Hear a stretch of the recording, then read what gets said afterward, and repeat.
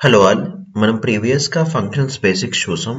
ఈ పర్టికులర్ వీడియోలో types of functions with respect to parameters and return values. So ప్రీవియస్గా types of functions అనే దాన్ని మనం కవర్ చేసామండి.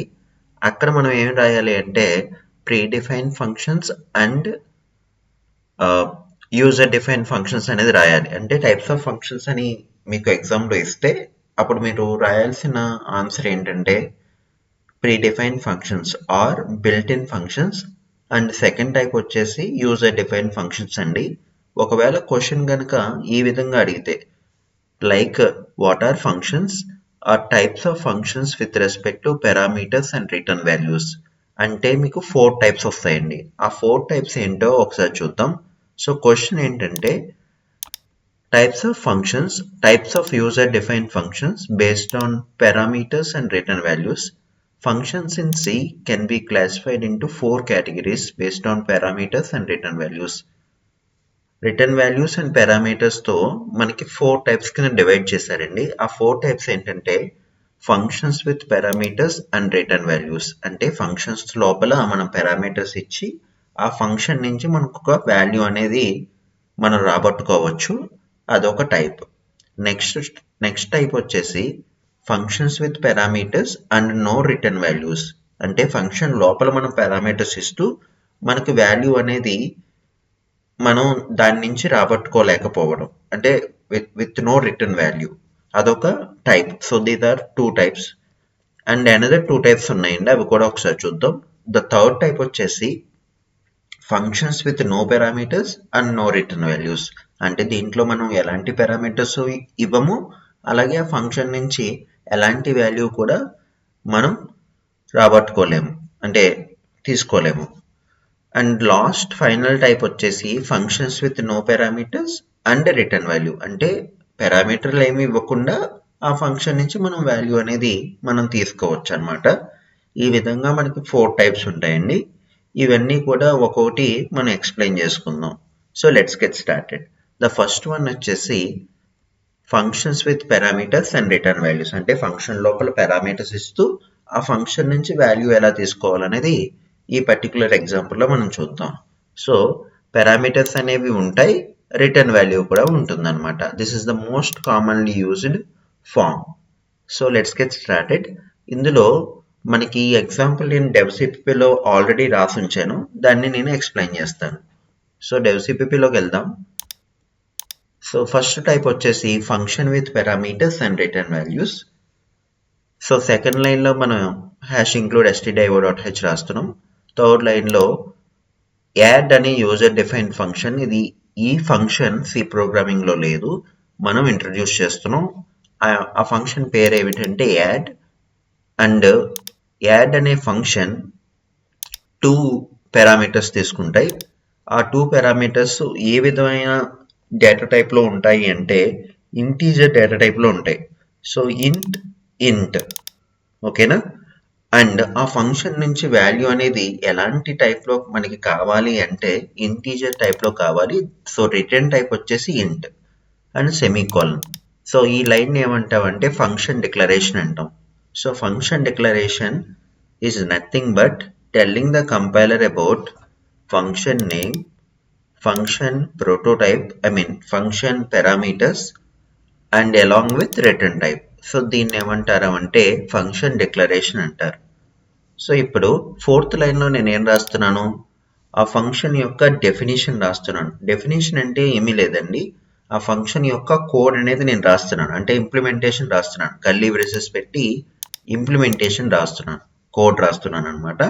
సో ఇక్కడి నుంచి దీన్ని ఏమంటారు అంటే ఇంప్లిమెంటేషన్ అంటారు. ఎప్పుడైతే మీకు ఇంప్లిమెంటేషన్ అనేది మీకు కనిపించిందో దాన్ని మీరు ఏమంటారు అంటే ఫంక్షన్ డెఫినేషన్ అంటారు. ఎప్పుడైతే మీకు ఓన్లీ ఫంక్షన్ ప్రోటోటైప్ కనిపించిందో ఈ మొత్తాన్ని ప్రోటోటైప్ అంటారండి. సో ప్రోటోటైప్ అంటే function name, parameters along with return type, ఈ మొత్తాన్ని కలిపి ప్రోటోటైప్ అంటారండి. అండ్ సెమీకోలన్ కనుక మీకు కనిపిస్తే దీన్ని ఏమంటారంటే ఫంక్షన్ డిక్లరేషన్ అంటారండి. ఓకే, సో ఇదంతా మీకు అర్థమైందని నేను అనుకుంటున్నాను. నెక్స్ట్ 8th లైన్లో మనం ఈ మెయిన్ ఫంక్షన్ రాసాం, లోపల int result is equal to add of 5, 10. So దీన్ని ఏమంటారంటే ఒక రిజల్ట్ వేరియబుల్ అనేది మనం డిక్లేర్ చేస్తున్నాం. అక్కడ యాడ్ ఆఫ్ 5, 10 అనేది మనం కాల్ చేస్తున్నాం. దీన్ని ఏమంటారంటే ఫంక్షన్ కాల్ అంటారు. So I repeat, third line దాన్ని ఫంక్షన్ డిక్లరేషన్ అంటారు. ఫోర్త్ లైన్లో ఉన్నదాన్ని ఫంక్షన్ డెఫినిషన్ అంటారండి. అండ్ 10th లైన్లో ఉన్నదాన్ని ఏమంటారంటే ఫంక్షన్ కాల్ అంటారు. సో ఫంక్షన్ కాల్లో మీరు ఏదైనా పారామీటర్స్ ఇస్తే, ఇక్కడ ఫంక్షన్ కాల్లో మనం 5, 10 ఇచ్చాం. సో ఫంక్షన్ కాల్లో మీరు ఏమైనా పారామీటర్స్ ఇస్తే దాన్ని ఏమంటారంటే, అలాంటి పారామీటర్స్ని ఏమంటారంటే యాక్చువల్ పారామీటర్స్ అంటారు. So I repeat, the parameters which are present in function call are called actual parameters. Okay, మరి ఈ ఫంక్షన్ డెఫినేషన్ లో ఉన్న a, bని ఏమంటారంటే ఫార్మల్ పారామీటర్స్ అంటారు. సో ఇక్కడ a, b, so the parameters which are present in function definition are called formal parameters. So మీకు function definition లో ఉన్న పారామీటర్స్ ఏమంటారు? ఫార్మల్ పారామీటర్స్ అంటారు. అలాగే ఫంక్షన్ కాల్లో ఉన్న పారామీటర్స్ ఏమంటారు? యాక్చువల్ పారామీటర్స్ అంటారు. సో నేను ఏదైతే హైలైట్ చేస్తున్నానో దాన్ని ఫంక్షన్ కాల్ అంటారు. సో ఇప్పుడు ఏమవుతుంది, యాడ్ అనే ఫంక్షన్ కాల్ అనేది జరుగుతుంది. అప్పుడు ఈ ఏదైతే ఈ 5, 10 వాల్యూస్ ఉన్నాయో అవి ఇక్కడికి పాస్ అవుతాయి, అంటే కాపీ అవుతాయి. ఈ 5 అనేది ఏలో కాపీ అవుతుంది, ఈ 10 అనేది బిలో కాపీ అవుతుంది. సో ఇప్పుడు లోపలికి వెళ్ళి 5 + 10 అనేది ఎడిషన్ అయితే జరుగుతుందండి, 15 వస్తుంది. ఆ 15 రిటర్న్ అంటే ఏంటంటే ఎవరైతే మీకు ఫంక్షన్ కాల్ జరిగిందో అక్కడికి ఆ వాల్యూని రిటర్న్ ఇస్తుంది. ఎక్కడి నుంచి కాల్ అనేది వచ్చింది? యాడ్ ఆఫ్ 5, 10 నుంచి వచ్చింది. సో ఇక్కడ ఈ ప్లేస్లో ఏమవుతుందంటే 15 అనేది వస్తుంది. ఈ ప్లేస్లో మీకు 15 అనేది వస్తుందండి. ఆ 15 రిజల్ట్లోకి అసైన్ అవుతుంది అనమాట. సో లైన్ నెంబర్ 15లో మనం ఏం చేస్తున్నాం, రిజల్ట్ని ప్రింట్ చేస్తున్నాం. సో ఈ విధంగా మనకి functions with parameters and return values work అవుతాయండి. దీన్ని ఒకసారి రన్ చేసి చూద్దాం. Execute, compile and run. So 15 అనేది మీకు కనిపిస్తుంది. ఒకవేళ దీన్ని విజువల్గా కనుక మీరు చూడాలి అనుకుంటే మీకు ఈ కోడ్ని కాపీ చేసి, మనకు ఒక వెబ్సైట్ ఉందండి. ఆ వెబ్సైట్ పేరు ఏంటంటే pythontutor.com. అందులో మీరు ఈ కోడ్ని కాపీ చేసి మీరు విజువలైజ్ ఎగ్జిక్యూషన్ అనే దాన్ని క్లిక్ చేయండి. So as I said earlier, మన సి ప్రోగ్రామ్స్ అన్ని మెయిన్ ఫంక్షన్ నుంచి స్టార్ట్ అవుతాయండి. So main function is the starting point of your C programs. So main function నుంచి మీకు లైన్స్ అనేవి ఎగ్జిక్యూట్ అవుతాయి. సో ఇక్కడ రిజల్ట్ అనే ఒక వేరియబుల్ అయితే మీరు క్రియేట్ అవ్వడం చూశారు. అందులో ఎలాంటి వాల్యూ లేదు. సో గార్బేజ్ వాల్యూ ఉంది యాజ్ ఆఫ్ నౌ. సో ఇప్పుడు ఏమవుతుంది, యాడ్ ఆఫ్ 5, 10 అనేది కాల్ అవుతుందండి. సో అంటే యాడ్ అనే ఫంక్షన్ ఇప్పుడు ఫంక్షన్లో క్రియేట్ అవుతుంది, ఐ మీన్ మెమరీలో క్రియేట్ అవుతుంది. ఆ మెమరీ పేరు ఏంటంటే stock. So don't worry, stock heap అనే దాని గురించి ఇప్పటివరకు మనం ఎక్స్ప్లెయిన్ చేసుకోలేదు. మనం ఫ్యూచర్లో సి యొక్క మెమరీ లేఅవుట్ గురించి మనం ఎక్స్ప్లెయిన్ చేసుకోబోతున్నాం. ఫర్ నౌ మనం అన్నీ కూడా స్టాక్లోనే స్టోర్ చేసుకుంటున్నాం. సో ఇప్పుడు రిజల్ట్ అనే మీకు కనిపిస్తుంది కదా, ఇక్కడ యాడ్ ఆఫ్ 5, 10 అనేది కాల్ అవుతుంది. ఇప్పుడు యాడ్కి ఫంక్షన్లో, ఐ మీన్ మెమరీలో యాడ్కి మెమరీ అనేది అలొకేట్ అవుతుంది. ఇప్పుడు చూడండి, ఇక్కడ యాడ్కి మెమరీ అనేది అలొకేట్ అయ్యింది కదా. ఇప్పుడు 5, 10 అనేవి ఇక్కడ కాపీ అవుతాయండి. ఏలో 5 వస్తుంది, బిలో 10 వస్తుంది. అప్పుడు ఆ రెండిట్ల మధ్య a ప్లస్ b జరిగి 15 అనేది రిటర్న్ ఇస్తుందండి. ఎక్కడికి ఇస్తుంది? ఎవరైతే ఫంక్షన్ కాల్ చేశారో అక్కడికి 15 అనేది ఇస్తుంది. ఆ 15 అనేది ఎందులోకి అసైన్ అవుతుందంటే రిజల్ట్లోకి అసైన్ అవుతుందండి. సో రిజల్ట్లోకి 15 అసైన్ అయింది. ఎప్పుడైతే ఆ ఫంక్షన్ కంప్లీట్ అయ్యిందో అప్పుడు ఆ యాడ్ అనే ఫంక్షన్ కంప్లీట్ అయిపోయింది కదా అప్పుడు. సో దాని అర్థం ఏంటంటే యాడ్ అనేది ఫంక్షన్ మెమరీలోంచి డిస్ట్రాయ్ అయిపోయింది, అంటే చచ్చిపోయింది, అంటే అక్కడి నుంచి మెమరీ అనేది డీఅలొకేట్ అయిపోయింది. ఇప్పుడు మెయిన్ ఫంక్షన్లోకి బ్యాక్లోకి వచ్చాం. ఇప్పుడు 11th లైన్ అనేది ఎగ్జిక్యూట్ చేయబోతున్నాం. అప్పుడు 15 అనేది డిస్ప్లే అవుతుందండి. సో ఈ విధంగా మనకి functions step by step debug అయితే చేసుకోవచ్చు ఈ వెబ్సైట్ ద్వారా. సో ఇప్పుడు నెక్స్ట్ టైప్ గురించి చూద్దామండి. సో నెక్స్ట్ టైప్ వచ్చేసి functions with parameters and no return values. So ఇప్పుడు ఇందులో పారామీటర్స్ ఉంటాయి కానీ ఆ ఫంక్షన్ నుంచి మనకి ఎలాంటి వాల్యూ అక్కర్లేదు అన్నప్పుడు ఈ టైప్ని మీరు వాడుకోవచ్చు. సో అదేంటో ఇప్పుడు చూద్దామండి. సో ఈ కోడ్ నేను కాపీ చేసి మనం నెక్స్ట్ దాంట్లోకి వేద్దాం. So types of functions. Okay, ఇందులో మీకు డిస్ప్లే సమ్ అనేది యూజర్ డిఫైన్డ్ ఫంక్షన్ అండి. అలా ఎప్పుడైతే మీకు ఫంక్షన్ నుంచి ఎలాంటి వాల్యూ వద్దు అని అనుకున్నారో అప్పుడు మీరు వాయిడ్ అని పెట్టాలి. అండ్ ఇంకోటి ఏంటంటే ఈ డిస్ప్లే సమ్ అనేది 2 వాల్యూస్ని మనకి కావాలి. అందుకనే 2 వాల్యూస్ ఎలాంటి డేటా టైప్లో ఉండాలండి? ఇంట్ ఇంట్లో ఉండాలి. సో నేను ఏదైతే హైలైట్ చేస్తున్నానో ఇవి రెండు కూడా పారామీటర్స్ అండి. ఆ పారామీటర్స్ ఎలాంటి డేటా టైప్లో ఉండాలో మీరు మెన్షన్ చేయాలి. ఇక్కడ ఇంట్ అనే డేటా టైప్లో ఉండాలండి. సో లైన్ నెంబర్ 2 అనేది ఫంక్షన్ డిక్లరేషన్. లైన్ నెంబర్ 3లో ఆ ఫంక్షన్ యొక్క ఇంప్లిమెంటేషన్ రాస్తున్నాం. లైక్ ఆ ఫంక్షన్ యొక్క కోడ్ అనేది మీరు ఫంక్షన్ డెఫినేషన్లో రాస్తారు. వాయిడ్ ఇన్ ద సెన్స్ ఈ ఫంక్షన్ నుంచి నాకు ఎలాంటి వాల్యూ అవసరం లేదు అనే సిచ్యువేషన్లో మీరు ఫంక్షన్కి రిటర్న్ టైప్ కింద వాయిడ్ అనేది ఇస్తారు. సో ఇక్కడ డిస్ప్లే సమ్ అనేది ఫంక్షన్ నేమ్. ఇందులో మనకి 2 పారామీటర్స్ అనేవి మనం ఇవ్వాలి. సో ఇక్కడ a, b అనేవి local variables to the function, అంటే ఈ ఫంక్షన్లోనే బతికుంటాయి. ఈ ఫంక్షన్ కంప్లీట్ అయిన తర్వాత a, b అనేవి మెమరీలో ఉండవు. సో ఇందులో మనం ఏమి రాసామండి? Return statement రాయలేదండి.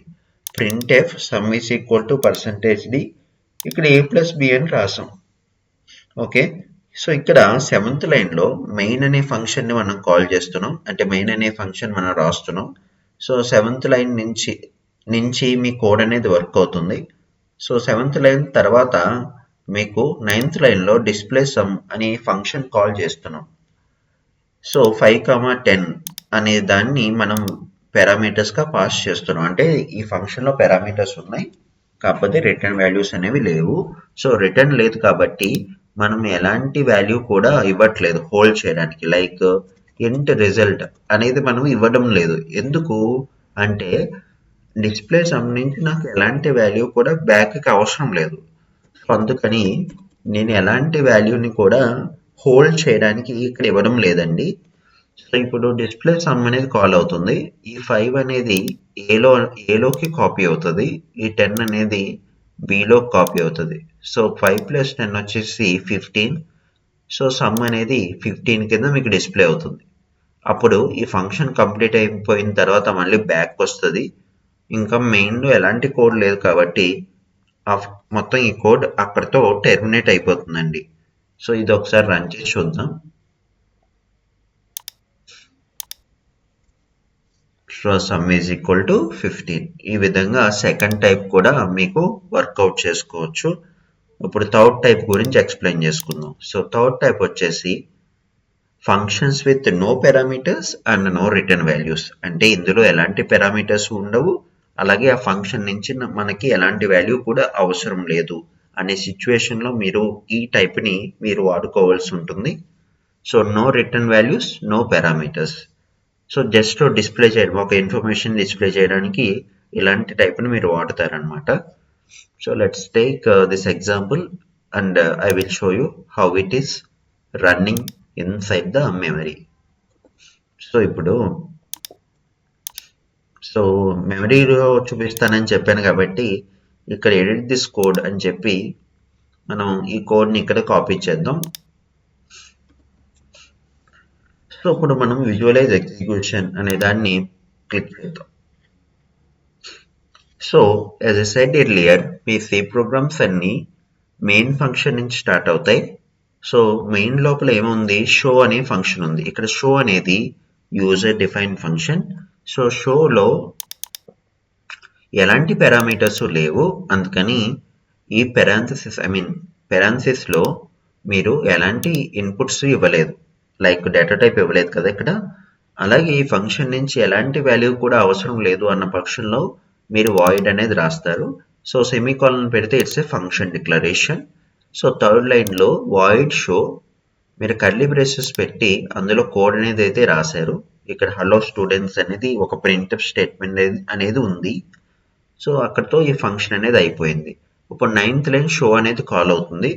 సో ఇప్పుడు స్టాక్లో మీకు షో అనే దానికి మెమరీ అనేది క్రియేట్ అవుతుందండి. సో నెక్స్ట్ షోకి మెమరీ అనేది క్రియేట్ అయ్యింది. అందులో ఎలాంటి వేరియబుల్స్ లేవు, కాకపోతే ఒక ప్రింట్ఎఫ్ స్టేట్మెంట్ ఉంది. ఆ ప్రింట్ఎఫ్ స్టేట్మెంట్ మీకు అవుట్పుట్లో వస్తుందండి. సో ఇక్కడ మీకు హలో స్టూడెంట్స్ అనేది కనిపిస్తుంది అనమాట. సో అక్కడితో ఫంక్షన్ అయిపోయిందండి. అప్పుడు మళ్ళీ ఫంక్షన్ కంట్రోల్ అనేది బ్యాక్ వస్తుంది, అంటే మెయిన్ ఫంక్షన్లోకి వస్తుంది. అప్పుడు షో అనేది మెమరీలో ఉండదు.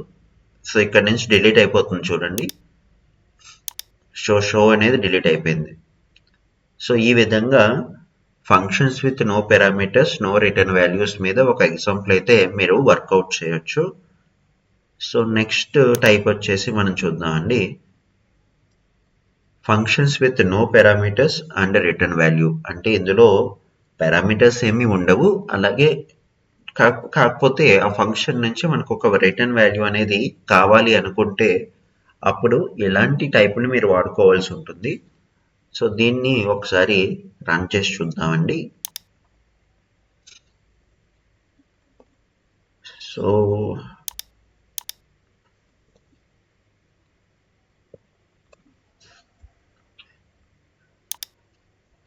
ఇక్కడ సెకండ్ లైన్లో గెట్ నెంబర్ అనే ఫంక్షన్ని మనం ఇంట్రడ్యూస్ చేస్తున్నాం. సో ఇక్కడ గెట్ నెంబర్ అనే సి ప్రోగ్రామింగ్లో లేదు, మనం ఇంట్రడ్యూస్ చేసే function.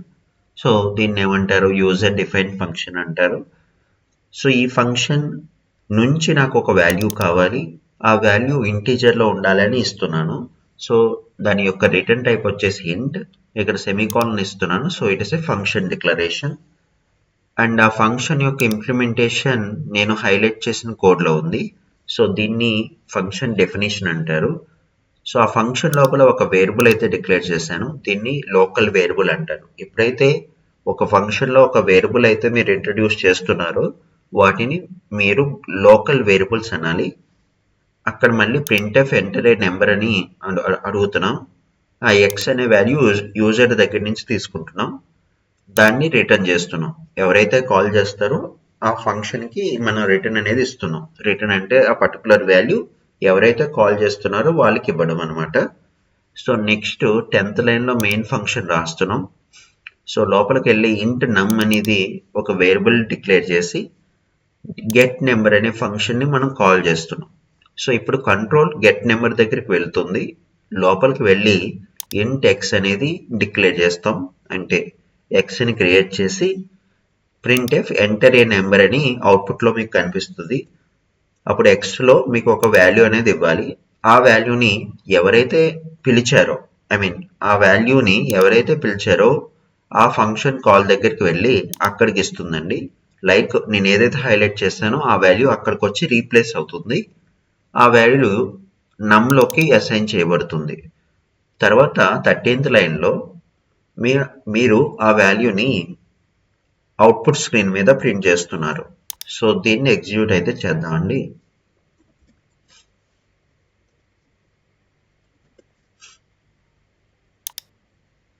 So execute, compile and run. So first main ఫంక్షన్లోకి వెళ్ళాం. నెక్స్ట్ నమ్ అనేది క్రియేట్ చేసాం. అక్కడ గెట్ నెంబర్ అనే ఫంక్షన్ కాల్ అనేది జరిగింది. కంట్రోల్ ఫంక్షన్ కాల్కి వెళ్ళింది.